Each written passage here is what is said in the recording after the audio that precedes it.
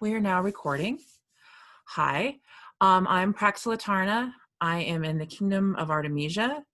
I love teaching, so I've just been doing classes on Monday nights and Thursday late afternoons. Well, at least that's the time it is for me here in Artemisia, which is mundanely, my part of it is mundanely in Utah, and then it's in Idaho and up into Montana.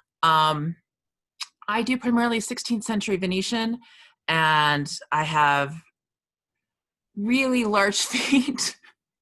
But I love having fun shoes that match all my dresses. So I learned early on that I was going to need to make those shoes myself. And the easiest and fastest way I found was doing this particular style. They are more of an indoor shoe.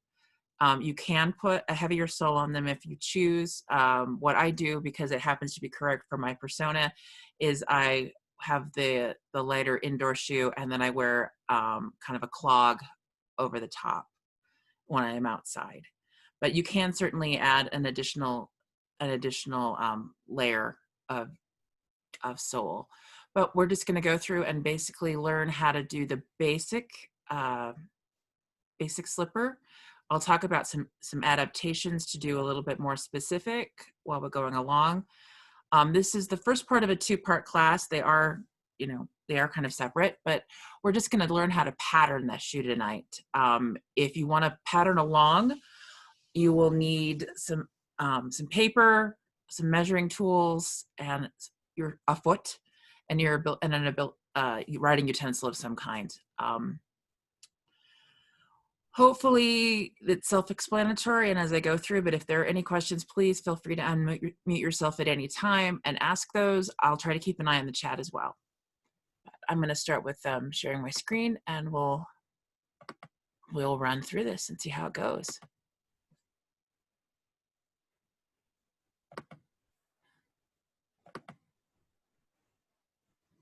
Okay. This is a pair I made. Oh geez, it's probably been about 8 years ago. They're a super simple pair, which is why we're showing those off, and I'll show you a couple of other pairs I've made. They hold up pretty well. We're not really going to be talking about documenting these tonight. I'm focusing more on how to make them rather than where they would be appropriate. I kind of look at this sort of little slipper as sort of similar to a body block if you were doing a bodice or a sewn item, where it's just the very, very basic, and then you can customize them to be closer to what would be correct for your persona. There are certainly examples of this in the 16th century. More often than not, they were welted, and you would have, let's see, some of these.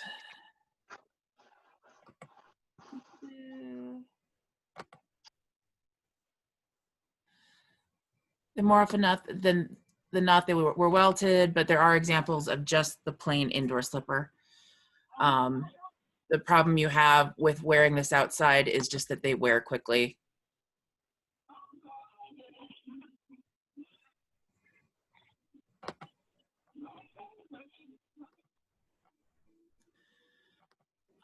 But if you wear an overshoe with them, they work great. Or if you just, don't go out on gravel and keep them inside, they work just fine as well. This is an example of, I've done a similar shoe to this by adapting the basic pattern. So I will talk a little bit about that at the end, but again, I'm not going to go into where to find shoes like this. This is going to be focused a lot more on how to make them. And we are doing just— Is that leather? This one here? Yeah, this is an alum tanned leather.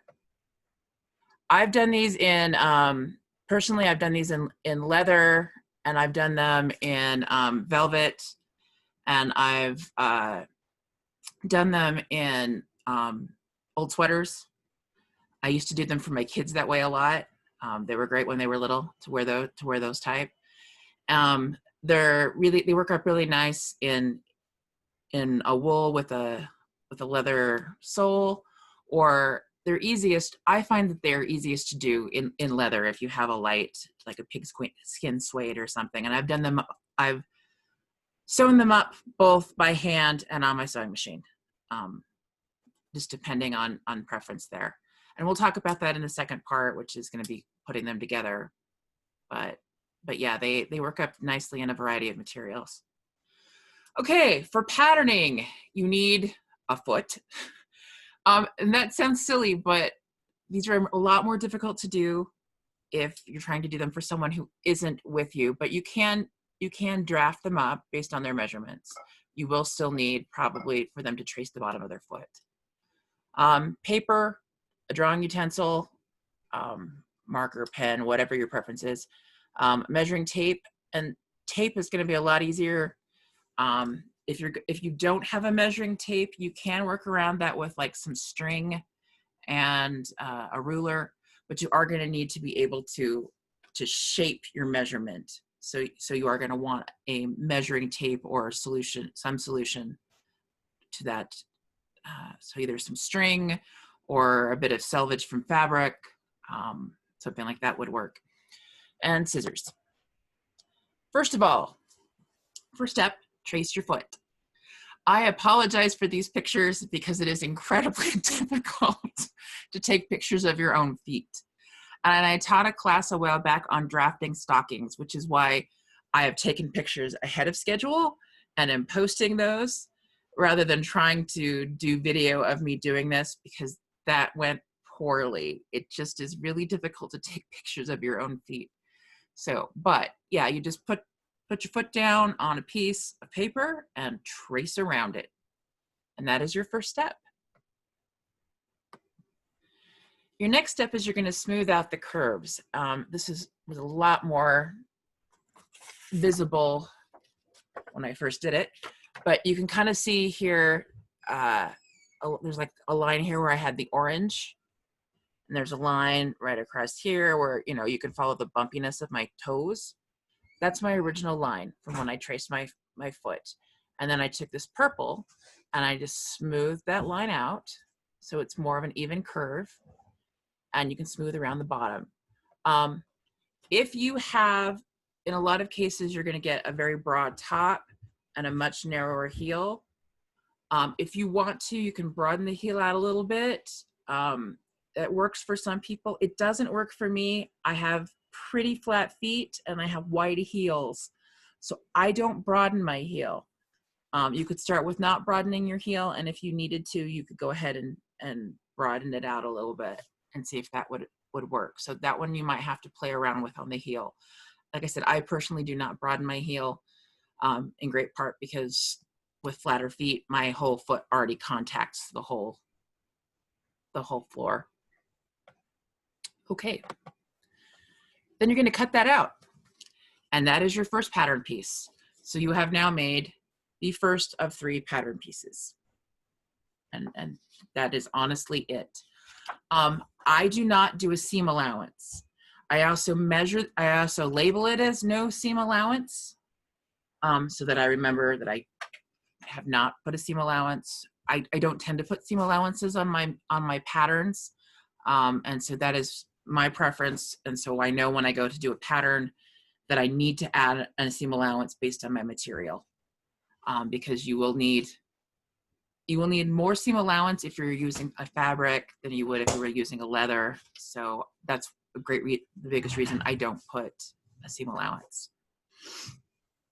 But you will need to add that when you cut out, just so that you are aware. And if you want to add a seam allowance, you can. All right, now we're going to make the second of 3 pieces. First of all, find your arch.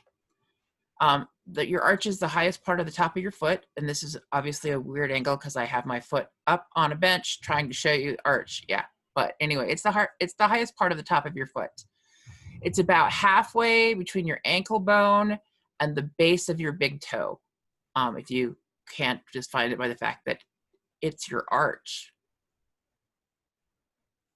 But anyway, find that. And then you're going to measure over that from the floor across over the top and back down to the floor or whatever your surface is. And this is obviously going to be easier on the floor with your weight pressing down, as opposed to trying to take a picture on a bench. But yeah, you'll just measure straight across, all the way across that. And for me, that particular measurement is 8 inches. I have large feet and wide feet and very little arch. So that is probably a bigger number than most people will be getting. Then you take that number, which is your arch number, and you're going to draw a horizontal line on a piece of paper. And you'll want to mark the midline. So in my case, since I have an 8-inch arch, I will go and mark my midline at 4 inches. Am I moving too fast? Moving too slow? Do it okay? Everyone all right? Like I said, I will be posting these slides in the event, and I will also post a link to them along with the video in the University of Artemisia playlist on the Kingdom of Artemisia YouTube channel. So it should be pretty, if you want to go back to it later, it should be pretty accessible for you. Okay, now we're going to take our next measurement, which is we're going to measure from the end of the longest toe on the ground up over the foot to where your arch is. So here's my arch. I happen to be one of those people with long second toes, so my big toe is not my longest toe. So start with whatever your longest toe is. You want to make sure you have enough room at the end of your toe piece. Measure up over your arch and stop there. And that is your toe measurement. And you're going to draw a horizontal line from the midpoint, a vertical line from the midpoint where it intersects the arch. So for me, that measurement happens to be 6 inches. So I've drawn a line out 6 inches. Here's my 8-inch line from my arch. Here's my 6-inch line from my toe. And then I'm going to do a soft curve. This is actually a little more pointy than I normally do, but just you're going to draw a curve from your toe down to your arch line. And then I normally fold it and cut the same line so I don't have to try to match the line. We're doing symmetrical. And that is the second of 3 pattern pieces.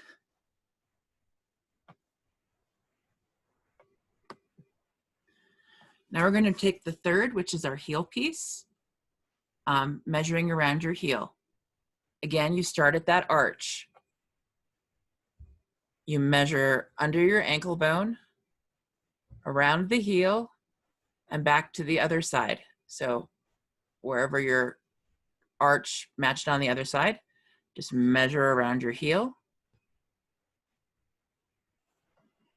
For me, that measurement happens to be 12 inches, which also happens to be how wide my paper was. So I have a horizontal line that's 12 inches. And then I'm going to draw lines, vertical lines at each end of that are 1/4.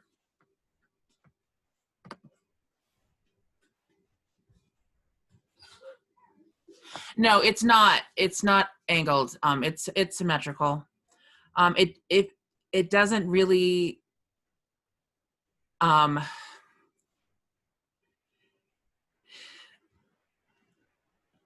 even though your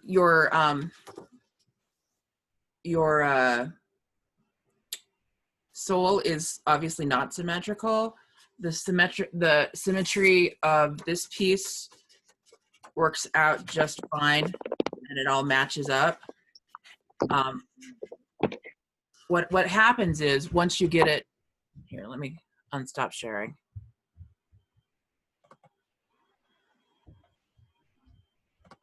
What happens is once that piece gets put on there, it ends up not quite symmetrical because of where you're,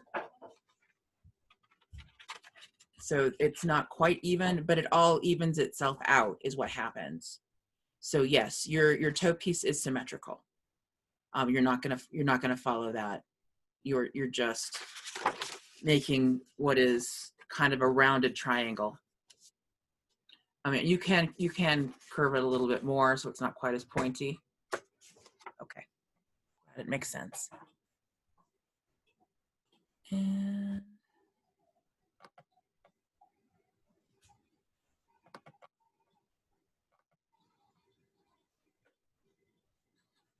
so we are now making our heel piece, and we have drawn a 12-inch line. Well, whatever your line is around your heel. Again, I have very large feet. I'm over 6 feet tall, and I need that so I'm not falling over. But my heel piece is 12 inches around. So that's my vertical line, whatever my heel measurement is, from arch to arch around the heel.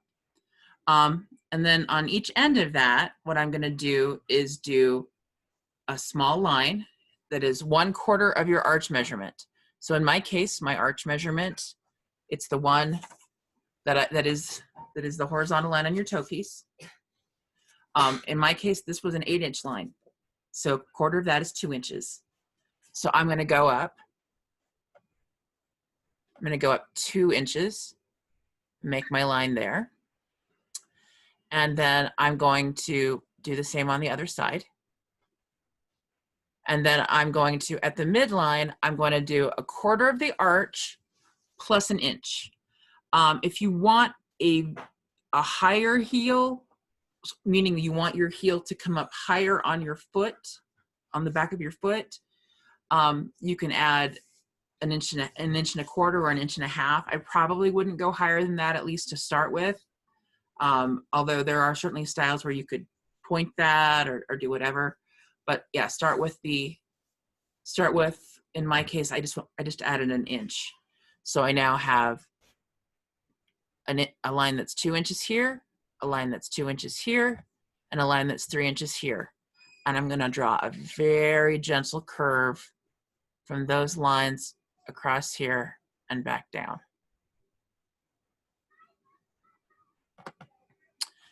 Okay, and then this right here is where my 3-inch line was. So I've taken the whole piece and rotated it. So that horizontal line is now the top piece of my heel, and the curve is the bottom part of my heel piece. And that is the third piece of the pattern. So we now have 3 pieces. We have a sole piece, we have a toe piece, and we have a heel piece. If you want to, you can do a heel stiffening piece, which is normally just basically another small curved piece that goes like from about 1 inch, 2 inches out here. That'll just stiffen the back. But we're just doing the basic one tonight with just the 3. So I have the toe piece, the sole piece, and I have marked this sole as opposed to heel for some reason. I don't know. I also have once again reminded myself that there is no seam allowance. And because every time I make a pattern, I date it, this has a date on it, which makes a lot more sense for things where you might be shifting sizes, but for some reason it's just what I do. And so while my feet will probably not be changing sizes, I at least know when I drafted this. Okay, and then you can test assemble that. So in this case, you see, this would be better if I had more tape, but I was fighting my child. So you have your heel piece back here. There's a slight overlap between the toe piece, and it comes around there. And that's it. That's the entirety of how to pattern turn shoe. We'll talk about putting them together next time, which is, I think, got on the schedule as well. But I wanted to make sure that people had time to actually pattern it out. And just that basic shoe can do quite a bit. For instance, this one was made with that basic shoe. I added a little bit of pinking, a little bit of lining. I put some trim on, and a little piece of lace. This was my first pair of shoes ever. I believe it was, well, in fact, I know it was made 10 years ago. They were fun. I enjoyed wearing them. They were super easy to do. This particular pair I sewed on my sewing machine, used just a leather needle, and it sewed up super fast. I think I patterned and made the whole thing in like an hour. Another pair, this is an example I made in velvet. And in this case, what I did was extended and added a latchet on the back piece and extended the top curve of the toe piece, but it is pretty much the exact same pattern, as you can see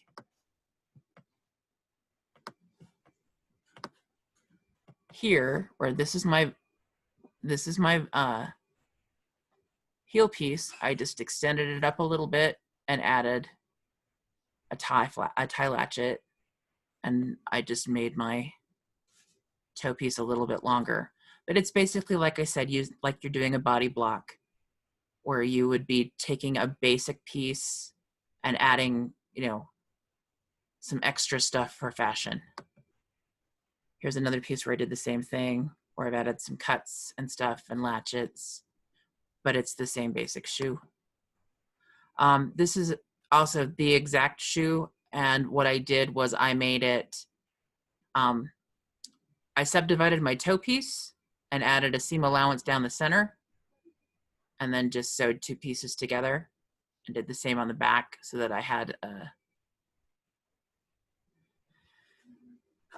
a party colored shoe. But it is quite simple. They're really simple to do, and they go together pretty quickly. And certainly patterning shouldn't be that difficult, which is why I like them and why I tend to make a pair of shoes for every dress I make. All right, are there any questions? Yeah, so I've been kind of following along as you were doing the pattern and making an assumption. My big issue with shoes in the SEA is that I require orthotic inserts to be able to walk and not die. Right. So I assume when we're doing this pattern, I should just do it around the inserts. Yeah, you could do it around the inserts. You could give yourself a little bit of, because these are going to be super flexible, you could give yourself a little bit extra seam allowance so that you can slide your insert in or slide an insole in. Mm-hmm. Yes, I am putting the notes in slide 13.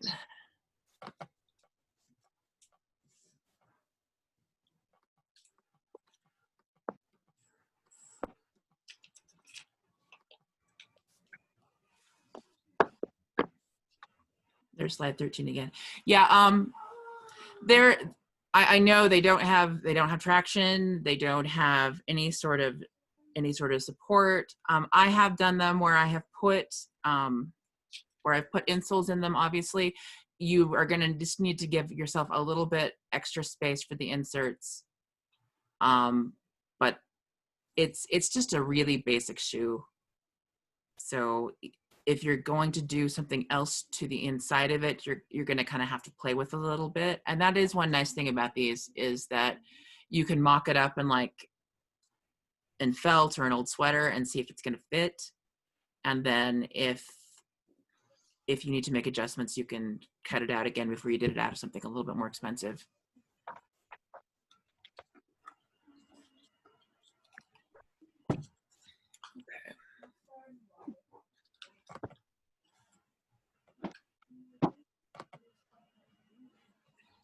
Are there any other questions? like I said, this was a really short class because we're going to do it the second part where we talk about putting these together in another week or so. And I wanted to make sure that everybody had the information ahead of schedule and could ask any questions on taking measurements. But it is really an easy process to be able to make your own shoes. Obviously, things are a little bit more difficult if you're putting a welt on it, which is why this is a turnshoe style, because it's really basic assembly. But it also doesn't give you as much support as something with an actual, secondary sole.